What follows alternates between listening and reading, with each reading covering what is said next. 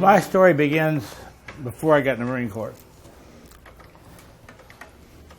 First of all, I think I should tell you that my father was a Marine in World War I. 66th Company, 5th Marines. Today that would be Charlie 1-5, Mike's outfit. He was at Belleau Woods, and St. Miel, and 2 or 3 other places. I think he got 5 things all together. Those of you that have got the Leatherneck, you'll see in there there's a story about the Marines at Belleau Woods. And it tells the day. My father was in Belleau Woods. So I have been a Marine or know about the Marines from the time I was born almost. I went to high school. Before I got out of high school, Hitler had run wild in Europe. Wherever he wanted to go, he had gone, and there was no resistance. I was so upset about Germans that I vented it every place I went. I had an aunt that come to visit our home with her husband from Buffalo, New York. And somebody started talking about Hitler, and I sat there and I rant and raved about how bad they were. I didn't want to see any Germans in my life and all this and that. After they left, my mother took me aside. She said, he's a German. So I learned my lesson to keep my mouth shut. But anyway, they called up the National Guard in late 1940, 41. And whenever they called the National Guard up from my hometown, there was an armory. They asked for volunteers to start the Illinois Reserve Militia. 16 years old, I went down and enlisted. And they accepted me. And I did my drills and everything. And that was then when the winter time came, I was in high school, I was a senior. And once they said, hey, we got orders, we're going to Rosicler, Illinois. I said, why are we going down there for? Well, there's a fluorspar mine we're going to guard because we think the Germans might try to get it because it's used to process aluminum. So here I get my uniform on, I get my rifle, which I had never even been on a range with yet. And there was an infield, 03 in the infield. And I get my coat on, and I'm down there and it's wintertime, middle of winter. So I'm out there, they put me on guard duty out behind the thing on the back road. And I'm out there all by myself on a night. There's nobody out there. It's about 2 o'clock in the morning. And I see this vehicle coming toward me with the headlights. So I step out in the center of the road, bring my rifle up to port arms. The vehicle didn't stop. It kept coming, it kept coming, it kept coming. So I said, what the hell am I going to do now? So I decided that one way to stop it maybe was to make believe I was going to shoot him. So I brought my rifle up in firing position, and as soon as I did that, they stopped. And they backed up, and they went back the way they came. So that was my incident before I went in the Marine Corps. Now getting into the Corps. April of 42, a friend of mine from high school, he graduated with me. We hitchhiked from my hometown in Mount Vernon, Illinois to St. Louis to enlist in one of the services. Well, I had a cousin that was in the Army Air Corps. So I said, well, why don't we see what we can get in the Army Air Corps? Okay. So we go there, they give us the papers. We had to go home to get them signed by our parents. I don't know how the hell my father found out that I was over there, but somebody must have told him because I got home that night and we had dinner. After dinner, after he had eaten, my father crossed his arms and he looked at me. I'm sitting just over where Art was from him. He said, what did you do today? I said, nothing. So I looked around. He says, you did, huh? He said, that wasn't the story I heard. I said, what did you hear? He said, I heard you were outside of the road with your thumb up. I said, okay, I was. So I told him the story about going over to I had the paper for the Army Air Corps. He sat there, didn't say a word. Then he turned to me and he says, well, I guess you're not man enough to be a Marine. The next day, I went back with Arvid Augustin back over to St. Louis. We got papers from the Marine Corps. Now this was on a Thursday.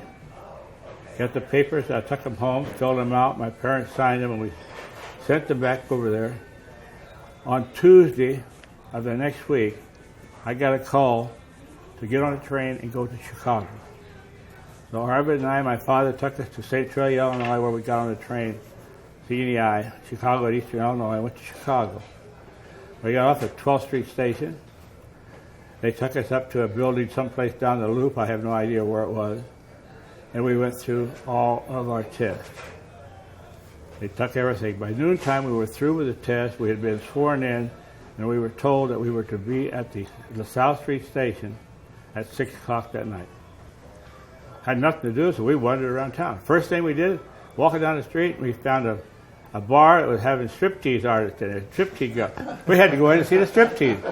Believe it or not, 18 years old, we're going to see what the world's all about. That's good duty.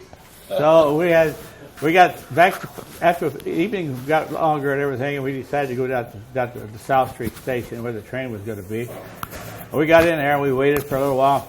Soon everybody else showed up.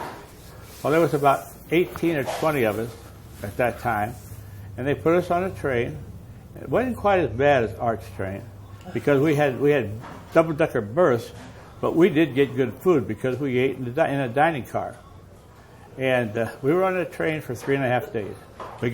We went down through Texas, as Art said. We went into Mexico. We dipped into Mexico for a little while and then came back up. We got to San Diego about 6 o'clock in the evening on a Sunday afternoon. As Art says, we hadn't had a shower, hadn't done anything for all that time. For 4 days on that train, we get off. There's stake bed trucks there with seats along the side, and we grab sit on those trucks. They take us out to the base. Now, right away, they had a bigger building this time, so they had bunks in there, and they took us and said, here you are for the night. But in the meantime, before you go to bed, empty your pockets. We want to see what you got in your pockets. Empty your bag. We want to see what's in there. So after they got through with it, they picked up this, they picked up that, said, you don't need this anymore, and they confiscated it. I don't know whatever happened to it. But after they get that, the next day they gave us breakfast and everything. They took us back over there. We went to got our uniforms and everything else. We went back, and they said, okay, change into your uniform, put your clothes in a box, put your address on it, give it to us. Everything's going to be sent home. And it was. So from there, we were in boot camp. Went through boot camp in San Diego, as I said before. We got out of boot camp. They had given us tests in boot camp for our, I guess, what they thought was we were best suited for. And they decided that I should go to a radio school, which is on the base there. We learned Morse code. And we also had MCW. But while we were there, the war broke out while we were in radio school. August the 7th had come just before I got out of school. But while we were in school, two of the guys wanted to hitchhike up to Los Angeles. Out of the limits, we were not supposed to go out of San Diego. So we decided, well, we go out, we'll hitchhike, we'll get a ride up there. And we did. We got a hitchhike, we got a ride. So after we were wandering around, we went to this big supper where everybody was eating and drinking and dancing and everything. There were movie stars in there. And this one guy from Indiana, he came in and he had to, we knew we had to go and catch the train to get back before the roll call. Well, we started out the door and he saw this one movie star and he asked her if she would like to dance. And she accepted. So we had to wait for him to finish the dance. Whenever he finally got through with the dance, we got back and went down to the train station. The train had left. Now there was no way we were going to get back to San Diego in time. So we did the best we could. We got in the next day after daylight, made it through the gate, got back to barracks, and we got a notice that we were supposed to report to the captain. And guess what? 3 days in the brig for being where we weren't supposed to be. What did we do in the brig? We went out every morning and dug a damn hole. Went back to the brig, and then they sent us out after lunch. We filled the damn hole up again. Next day we went out and dug another hole. And that's what we did all the time I was in there. But anyway, after that I got out of radio school. As I said, I went up to Camp Elliott at that time. Did my training up there. And about the end of September, last week I think of September, we went down to the docks in San Diego. All of us had our gear lined up there. We waited there for something like 5 hours on the dock in the sunshine. Finally, we were told to get aboard the ship. The ship was sitting there all the time, but we had to wait. We got aboard the ship, and we took off right after another. And I remember standing at the rail, looking back at the beach, and we had a lot of swell. And I sat there, and I had some money in my pocket, and the fellow sat next to me. He said, well, what are we going to do with our money? I said, I don't know. We're going to spend it. So I took it all out of my pocket, and I threw it as far as I could across the water. I said, we're not going to need it for a while. And then I went, as I said, went through. I was on the luxury line of the Lure line, was the name of it. It's been converted to a troop ship. So we went to Esprit Santos. Everybody got off the boat except our group. We went from there to New Caledonia. We got to New Caledonia. We saw all kinds of Navy ships coming in that had been damaged in battles, and we transferred to a troop transport there. And whenever we took off a couple, 3 days later, we ended up at Guadalcanal. I got on Guadalcanal, I think it was on the 12th of October. I went in as the 2nd Replacement Battalion. And as I said before, I was on the ship. I was down in the very bottom of the ship unloading ammunition. That's where the magazine was at down there. And after the near miss by the bomb, it had sprung the police, and we were taking all water. They had to seal that compartment off to get out of there. And the captain wanted to move because there was more planes were coming in. So all Marines, he parked the ship. And I did. But I got on the beach, I didn't know a soul. There's nobody around. Everybody that I knew had been picked up. So I'm wandering the beach, figuring, what the hell am I going to do now? Where am I going to go? Well, it was just about dusk, just getting dark. And a truck pulled up. And the guy yelled over at me. He said, "Are you Hawkins?" And I said, "Yeah." He said, "I've been looking for you." So I get in. He said, "Get in the car. Get in the truck." So we get in the truck, and it was someplace where we had to go across the pontoon bridge. I don't know what river that was, but we went over there, and we ended up right in the edge of the jungle. We had a bivouac area right back under the trees. And so that's where I got off. I hadn't eaten all day, so they got the mess sergeant out, and he had to fix me something to eat, and I had a sandwich of some kind.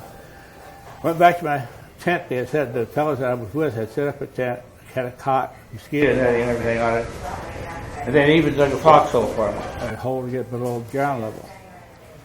Well, about midnight, some Japanese cruisers came by, and they started shelling the island, the airfield, and we were behind the airfield, so we were getting some of them in there.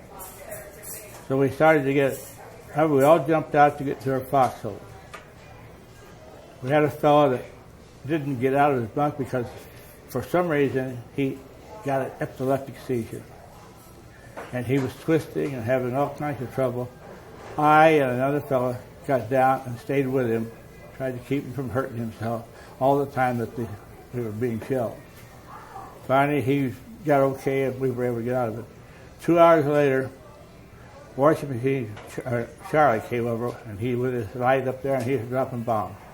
So I had a good thing that first day. I got strafed, I got bombs, I had torpedoes shot at me, had the shell from the ship, and now I'm getting a guy with a bomber trying to try to bomb me. Good introduction to warfare. I was carrying a Thompson submachine gun. Ah, okay, yeah. And I was traded that in after I was on the island for a while, but that was a good one for the jungles because you had a lot of shots in close range. Yeah. What about you, Mark? We had Thompsons. We all had most. You all had Thompson? Yeah, wow. I had Thompson all the way through. Well, you carried too damn much ammunition with that thing. You weight you down, I tell you. I guess one other incident I was going to tell you about on Guadalcanal. One day I don't know why, but I was not on duty at the radio station. So I was just out wandering around. I went down this one little path between the kunai grass, and all at once I hear a plane behind me, and I turn around and look, and it's a Jap Zero. And I don't know how the hell he saw me, but he was tracking me, and he opened fire, strafing me. And I could hear those shells going thump, thump, thump, thump, thump, thump, thump behind me as they hit the ground. So I just threw myself off to one side into the kunai grass, and he flew over me and went the other direction. Another time I was jumping that I don't think anybody will ever do or get away with. I was copying code in the radio station. This is on Guadalcanal. And Japanese came in with a squadron of planes to bomb it. Well, I was been in that place by myself with the radio set up, and I was taking a message, copying it. I felt somebody walk behind me. I knew their presence was there, but I didn't look to see who it was. So I'm still writing a message, and this person decides to put his butt on the edge of the table to kind of sit down and relax a little bit. And whatever he did, I'm trying to write, and my damn thing's going astray. I said, hey, get your ass off the table. And I said, somebody tapped me on the guy got up, and he tapped me on the shoulder. He said, I'm sorry, son. I looked up, it was General Vandergrift. Vandergrift. Oh, yeah. But we went to Brisbane, Australia, camped there. We got there just before Christmas. So we left the island about 17th of December. We got to, I think, Brisbane, somewhere around the 20th. And as soon as we got ashore, I knew I was sick. Because I was starting to run a fever. I was weak. I run down. I didn't want to get up and walk. Wouldn't even go to the mess hall. People brought me food to eat. We had Thanksgiving dinner and Christmas dinner, and they brought me food for that. 2 days after Christmas, they told us to get ready because we were shipping out and going someplace else. Well, I couldn't stand up. I couldn't sit up straight because I was so weak from the fever and everything. My buddies got me on the truck, and they had me sit between two of them so they could study me, keep me from falling. We went down to the dock. At the dock, we were told that we were going to get a tourist transport. And there it was with cargo nets hanging over the side. Okay, climb the cargo net. I looked at that thing and I said, I'm not going to make it. But when my turn came, I tried. I got to the top, and I got over the side, and I fell flat on my face with all my gear on. For the next 4 days, I was in a coma. I have no knowledge of anything that ever happened to me. They told me that I ran a very high fever the entire time I was there. They were very concerned about me. We got to Melbourne, Australia. I was on light duty. I didn't have to do anything except lay in bed, take it easy, and the mess sergeant had to bring me my meals wherever I was at the barracks, constantly. Australia, we went from there to Cape Gloucester. After we had landed, we went to do Guinea first, did our exercises, then we went to Cape Gloucester. The worst hellhole you ever want to be in. Nothing but swamps and mud and bugs and snakes and worms. I don't care what you're going to call it. You wouldn't find a worse place to be. If you could find pictures of Cape Gloucester and our units there, you wouldn't believe the rain. I think it's the rainiest place in the world. You wouldn't believe the amount of rain that fell. Well, we left there after, I think it was February. I can't remember the exact date. It was in February. They took us to the island of Peleliu. Well, this island, we got off on there, and they said, this is where you're going to stay for a while. This is where you're going to rest, recuperate. Well, there was nothing but junk. We had rats, we had crabs, coconut crabs, we had coconut ponds, coconut all over the place. It was a miserable damn place. You couldn't go any place without, you had to check your shoes every morning to get the crabs out of them. And the trees, ants were that big climbing up and down the coconut trees. You couldn't get close to one of them. So we cleaned the island up. And if any of you have ever looked at the old breed, there is a picture of my bivouac area on Peleliu, and it looks like a paradise. It looks like a garden spot because we had cleaned everything up. 2 years ago, I had the occasion to go back to Peleliu. It's right back the way it was when we first got there. The natives let it go back, no problem at all.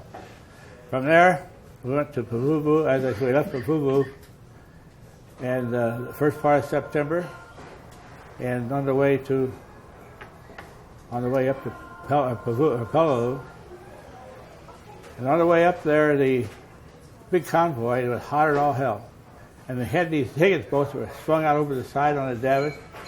And I got up there one night and I said, hell, I'm going to cool off. And I climbed over on one of those Higgins boats. I'm laying there, and the thing's swinging back and forth, and I'm having a ball. If I'd have fallen in, they'd never found me. But I didn't fall. So that went on. We got up the island, and I remember standing after we had breakfast that morning. The night before, I had written a letter to my mother. I had sharpened my knife. I had cleaned my rifle. And then I went to sleep. They got us up about 4 o'clock in the morning and fed us. And at 6 o'clock, daylight, I was standing at the rail of the ship, of the transport. I looked over at the island, And nothing I saw was smoke and bombs bursting and shells exploding. I said, this is going to be a cakewalk. We'll be out of here in a week. There's not anybody left on that island. You look at it, it's all destructive. It was destruction every place. There's no way we're going to be here very long. Well, was I surprised whenever I got on the beach about the middle of the morning to find that I couldn't even get off the damn beach. They had us pinned down. Finally, we got off the beach. We were right at the end of the runway on the island. I landed at Orange 2, which is where the 2nd Battalion of the 5th Marines had landed. And it was our headquarters battalion was there. So first thing I did was set up a radio in a bomb crater. Right off the beach, about 50 feet off the beach, maybe 100 feet, I don't remember exactly. But we were there. And the first night, everything was quiet. I set the radio up. Had one message, which I had to crawl out and take the message so it would be decoded. And the next morning, we were sitting there with just daylight, just getting light. This fellow that was there, he had been sitting on the generators, because it was one of the TBX where you had to crank it up for the power. And he says to me, he says, Sarge, he says, I'm cramped. He says, would you mind trading places with me? I said, yeah, I'll trade places with him. But before I said, we changed it. Crank it up once. I want to send out a message. So he started cranking the generator, and I'm waiting for it to get up to speed. All at once, a mortar shell explodes right outside our hole. And I hear the generator stop turning. He had been hit by a piece of shrapnel about that long, about so wide and so thick. And it hit him in the head here, and it went from here all the way back. And I look over to him, I don't see much blood, but I see gray matter. I can see the ridges and the valleys inside his head on his brain. I yelled for the corpsman. In the meantime, I got to do something, I figured, so I got my sulfur package out, and I put that on one way. I did have it out. So one of the guys gave me his sulfur package, we put it on there. Finally, we got him to where they could, the medic got there, the foreman, and they took him out and took him back out to the ship. I have never heard from that man. I don't know what happened to him. But the very next morning, I get up, and I thought things were quite where we were at, and so I'm standing up outside this bomb hole, and all I heard something go, wing, right straight my ear. And it was a sniper in an old coconut tree that was still left standing. Well, we cut the top out of that coconut tree. I mean, there's so many rifle shots went up there, you couldn't believe it. But the next thing is, we had taken one of my sergeants, another comrade of mine, a sergeant, he had sitting down eating his breakfast, and he had his back up against the coconut stump. While he's there, the natives said a ship had sent in some food and some ammunition and what have you for us, water, because we didn't have any water on the island. That was an important feature. So they sent this in. And we had black Marines at that time. They didn't carry arms or anything, but they did do unloading, and they kept stretcher bearers and things of that nature. Well, a mortar shell hit right in the middle of one of these here Amtraks that was out there. Killed him. This guy, just sitting there, Joe Camp, sitting there beside that tree trunk, with his mess carrier in front of him, all at once, this black Marine's leg is laying across his lap. He goes insane. I mean, really insane. Couldn't do a thing with him. And had to evacuate him. We moved down across the airfield and into the administration building. We cleaned it out in the afternoon and the morning so that we were going to move the radio station, division headquarters in there. I went back to get some food, and I get a new canteen of water. And that afternoon, I walked back to this building. There had been a Japanese soldier that had come out of someplace, and somebody had seen him and shot him. And he hadn't been dead more than 2 hours, but he was already bloated. But before that, the first day, the Japanese sent 13 tanks across the airfield, right toward where the 5th Marines were at. The 1st Marines were at the end of the base, and they were taking a thing, and the 7th was on the other end of it. And I don't know what you were in at that time. But up at White Beach. You were on White Beach. Up north. With the 1st Marines. Yeah, first Marines. Regiment. But they were there. But anyhow, that day, whenever they started to come across the field, they let loose with everything we had. I mean, literally, we had the Navy planes coming in, our Marine pilots. We had some couple of tanks of our own that we had gotten short that time, but we stopped all 13 of these tanks before they got halfway across the airstrip. And that morning, whenever I walked across to clean out that administration building, every one of them vehicle, you had nothing but dead Japanese soldiers. They were hanging half out of the thing. They were on the ground. They were inside, and it was really just to see the bodies was enough to make you cringe. Well, finally, after 31 days on the island, we got off of it, and I went back to Vuvu, and then I went back to San Diego. I got there for Thanksgiving dinner, and I got my first leave the first part of December to go home for the first time since I had left it in 1942. And that's the story of my career. Oh, just remember how hot it was when we hit the beach? It was so hot on that island. I think the temperature was 115 degrees. That's right. It was 115 degrees. We had no water because there was no water on the island at all. We had to take all the water had to be brought into it. Yeah. But before we left Pavuvu, they had ordered gasoline drums to be cleaned out and filled with drinking water so they could take it ashore. Can you imagine after we got ashore? They didn't do a good job of cleaning because you never tasted such horrible stuff in your life. That's right. But we did come out of it. Yeah, we did. Let's give them a big round of applause.